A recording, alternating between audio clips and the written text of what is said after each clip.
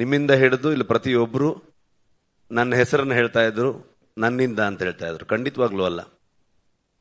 ಇದು ಇಡೀ ತಂಡ ನನಗೆ ಲಿಟ್ರಲಿ ಶೋಲ್ಡರ್ ಆಗಿ, ಪಿಲ್ಲರ್ಸ್ಗಳಾಗಿ, ನನ್ನ ಮಕ್ಕಳನ್ನ ನೋಡೋಕ್ಕೂ ನನ್ನ ಹತ್ರ ಟೈಮ್ ಇಲ್ಲ, ಅವರು ಸ್ಕೂಲ್ಗೆ ಹೋಗೋದು ನೋಡೋದಕ್ಕೂ ಟೈಮ್ ಇಲ್ಲ. 5 ವರ್ಷದಿಂದ ಸಿನಿಮಾ ಮಾಡ್ತಾನೆ ಇದ್ದೀನಿ. ಆ ಎಲ್ಲ ಜವಾಬ್ದಾರಿಯನ್ನ ಲಿಟ್ರಲಿ ನನ್ನ ಹಿಂದೆ ಒಂದು ಶಕ್ತಿಯಾಗಿ ಪ್ರಗತಿ ನೋಡ್ಕೊಂಡು ಹೋಗ್ತಾ ಇದ್ಲು.